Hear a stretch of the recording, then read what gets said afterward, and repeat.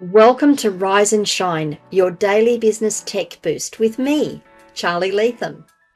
If you're a small business owner looking to simplify technology and get real, actionable advice from someone with 35 years of IT experience, you're in the right place.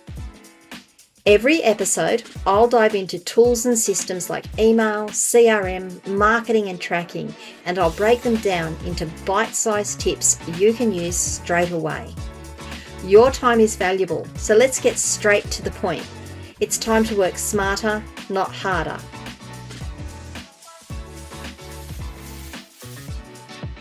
Rise and Shine. It's your dose of business tech inspiration with me, Charly Leetham, episode number 613. And today we're going to be talking about the differences between IMAP, POP, and Exchange email.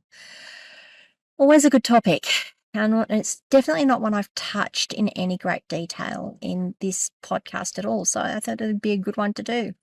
Email's been around for decades, but not all email is created equal. That's probably an understatement. You've probably heard terms like POP, IMAP, IMAP, and Exchange thrown around, but what do they actually mean? What do they actually do? And more importantly, which one is the right one for your business? So let's see if I can break this down into plain English for you. Understanding the basics. What POP? Post Office Protocol. POP stands for Post Office Protocol. What is it and how does that work? Well, POP is pretty much one of the earliest email protocols. It basically downloads your emails from the web server to your device and then deletes them from the server.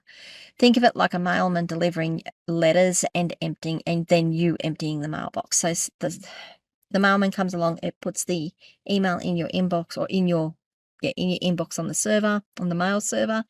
Then you come along and you go, oh, give me all of those, and you take them down to your device. And then typically it will delete the emails then and there. Now you can change that configuration to delay when it deletes them, but it will delete the email on the server. IMAP, Internet Message Access Protocol, IMAP, is more modern.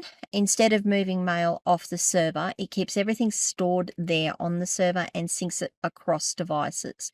Delete an email on your phone, it will disappear from your laptop.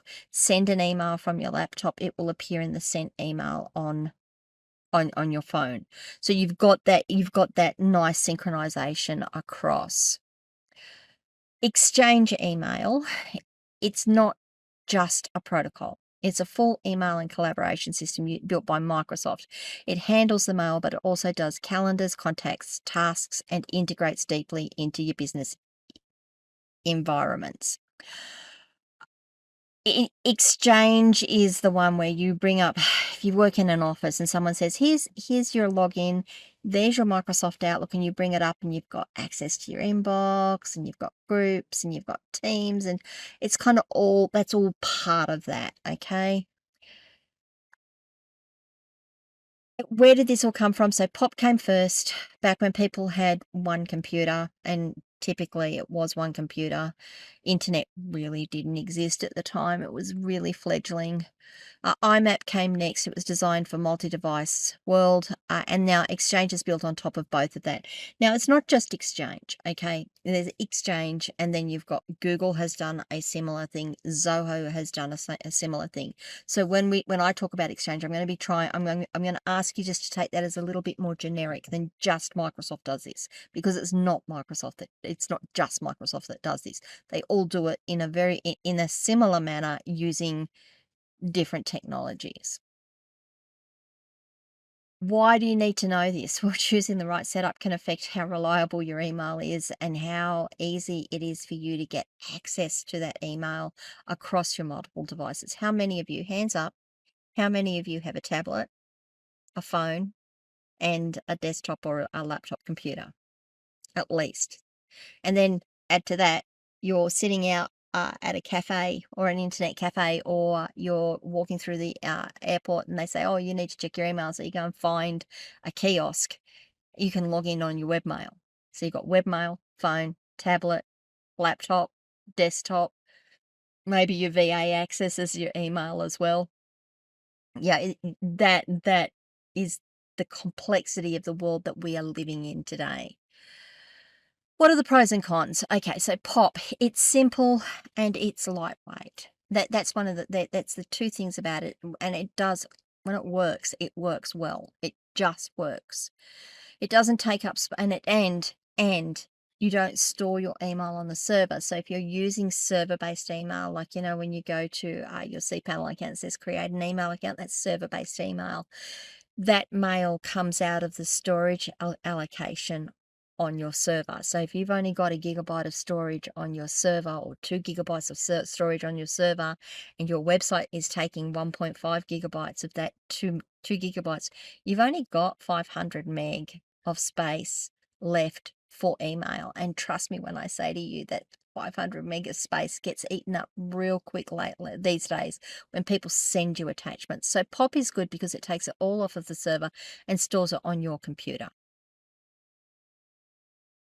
The downside is that the emails aren't synced. They're on your computer, they're on your phone, they're on your tablet, one or the other. Typically, there are slight ways around it, but that's typically it. If you send an email from your computer, that is sent from your computer. It goes into the sent email on your computer. That does not replicate and does not sync across your other devices. So if someone says, oh, I'll just reply to this email and replies to it, no one else can see it, or it doesn't show up. So if you've done it on your laptop and you're out and someone says, oh, can you just have a look at that email you sent me? I want to go through some things. You're like, no, I can't because I don't have access to it on my phone. Really, really, really, really problematic. However, well, that's the other downside of it, and the last downside of it is if your laptop crashes, or your disk corrupts, or something happens and that file corrupts on your computer, you lose those emails forever. Unless you've backed them up and you've got a backup process for it, they're gone. You can't get access to them again. IMAP is a little better. IMAP syncs across devices, but it does rely on the server space. So the downside here is that the upside is that IMAP is fantastic for people who use multiple devices. For me, it's great. I have used IMAP for years now. I do kind of use it. I use Zoho, which gives me a similar sort of thing, but it syncs it across all of my devices. So it's fantastic. If I send an email from my phone, I can get it on my laptop. If I send it from my laptop, I can get it from my phone. If the mail comes in, I can see what's been read and unread. It's great. So it syncs it across all of the devices. The downside, it all stays on the server. So again, if you are using server-based mail, and I'm addressing this slightly differently to using things like M365 or Google Workspace, or Zoho Workplace or Zoho One or whatever it is. If you've got it on your server, you really have to be on top of what emails you're keeping and what emails you're deleting. You just can't keep everything if it's on your server, typically. Okay. And if someone sends you an email and with an attachment, let's say they send you an email with a 2 MB attachment, and then, oh, I got that one wrong. So here's another copy of it, and here's another copy of it, and here's another copy of it. They send you 5. That's 10 megabytes gone out of your storage space to begin with. So that's the real downside of IMAP is you've really got to be on managing your email, and you probably, if you're on server-based email, you can't keep months of data, not let alone years of data. So it says here Exchange. My notes say Exchange, but if we look at the Google Workspace, M365, Zoho's mail systems, they are the best in terms of features. This is why I have moved to them and why I recommend my clients move to them, and businesses that I help move to them. They give us a great value in terms of the features. We not only do they give us huge amounts of data space just to store our email. That doesn't come out of our server space. It doesn't come off of our website space. We now have dedicated storage for our email. Zoho starts at 5 gig and goes up. Microsoft starts at 15, I think it is, might be 30, 15 or 30, and Google is similar. So you've got so much space. You can store so much more email. That doesn't mean that you can just, keep it for 10 years. Well, maybe you can. I've got some clients who have, but you can't keep it forever. But you've got a lot more flexibility there. But apart from that, you've also got the collaborative tools that go with it. You've got the shared calendars, the advanced security, you've got to-dos, notes. There's just so much more you can do with it. Now, there is a cost to doing that. Yeah, you can start at $3 or $4 a month, Australian dollars, and this is as of today, which is mid-September. 3 or 4 Australian dollars a month per user with Zoho. It's $10 or $12 a month with Google. It's $10 or $12 a month with Microsoft. But you've got all of those extra things, and you're not worrying about losing space on your web server and then causing other issues because you've run out of space on your web server. Some of the security differences too also should play into this and should be considered.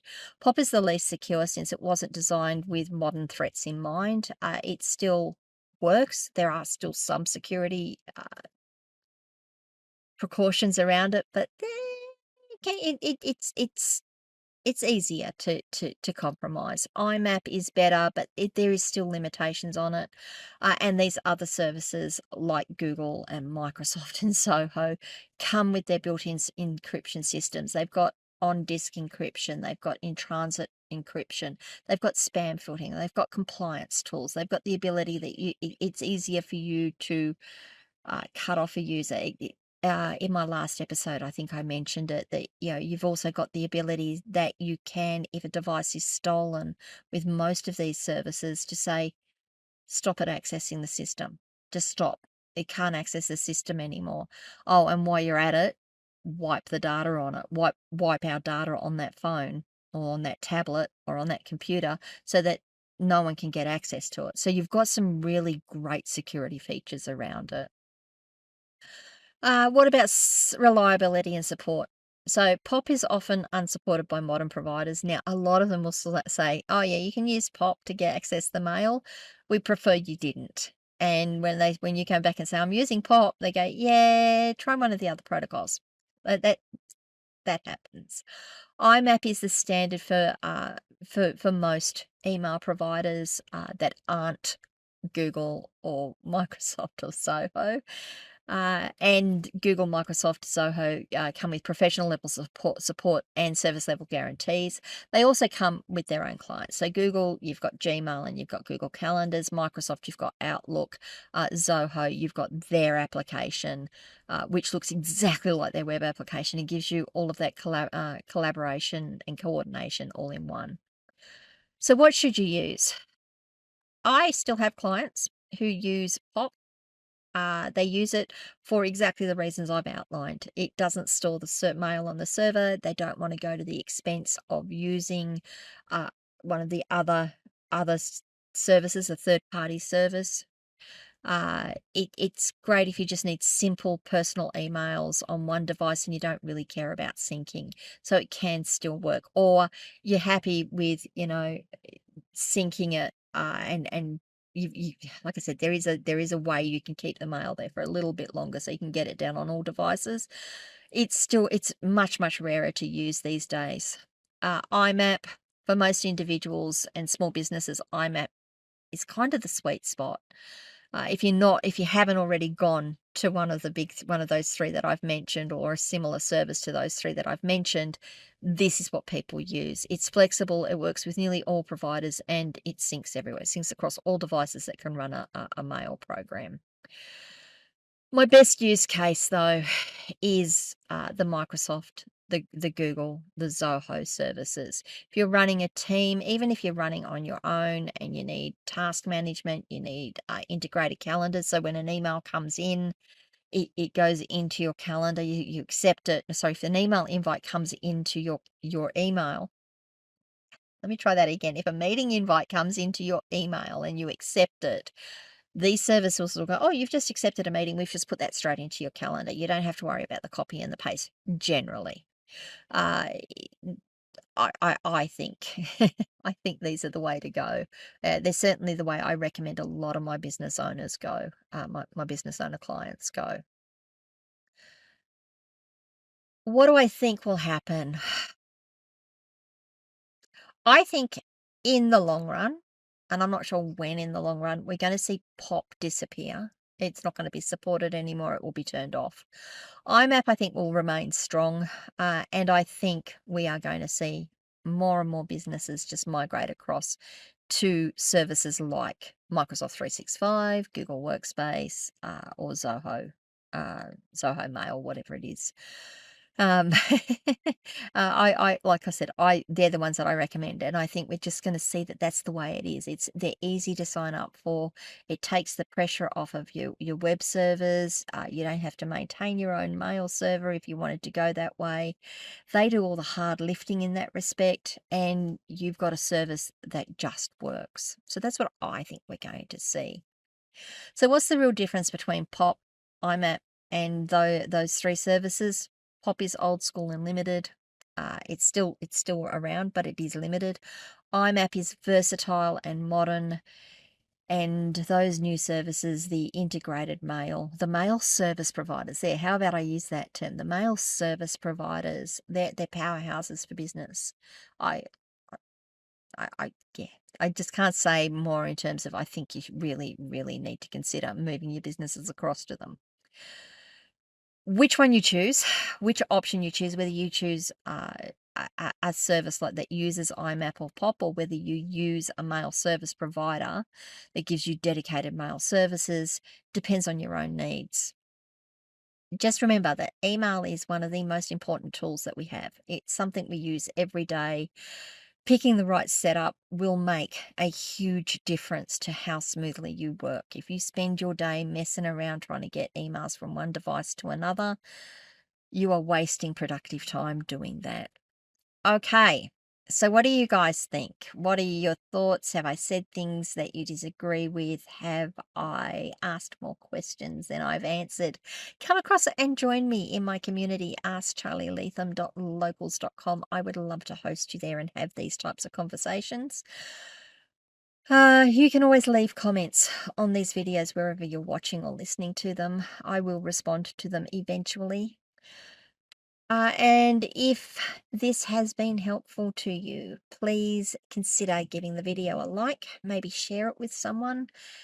And if you haven't already, please do subscribe to the channel and ring the notification bell so you find out when I drop more content. And I will see you guys the day after tomorrow. Bye.